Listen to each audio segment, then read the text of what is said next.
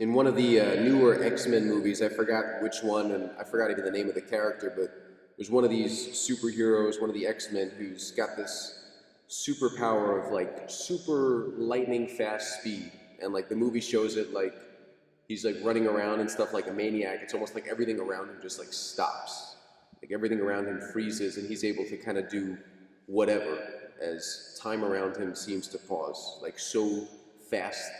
He's just so fast. And it's like he's able to press pause on the world and everything going on around him to kind of see everything more clearly and then to kind of do whatever it is he has to do.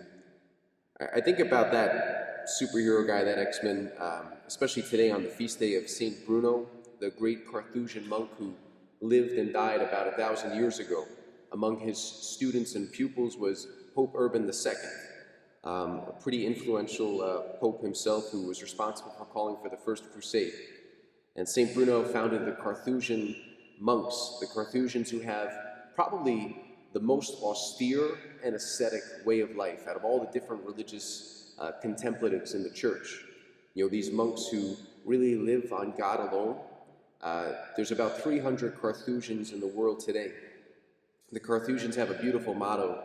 It's something like this: the world changes and the cross stays the same, or the cross remains the same. The world changes and the cross remains the same.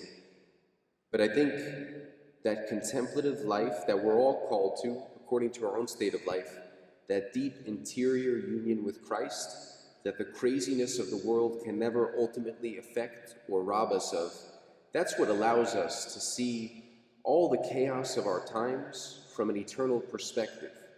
That in union with Christ, we're able to face everything from a place of deep and unshakable peace, that kind of as everything around us just falls to chaos, we too can almost press pause on all of that to see everything clearly from an eternal perspective.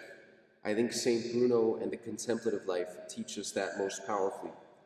One of the great prophets of the interior life and contemplative life today, I would say, is Cardinal Robert Sarrat, who himself has a great affection for the Carthusians and for monastic orders. He's written beautifully on the contemplative life, the interior life, and the monastic life. If you're looking for some good contemporary books on the contemplative life or on monastic life today, definitely take a look at Cardinal Robert Sarrat's books, especially his great book on silence and all the other stuff he's published recently. But I would say he's one of the greatest prophets of the interior life and the contemplative life today, Cardinal Robert Sarrat of Guinea.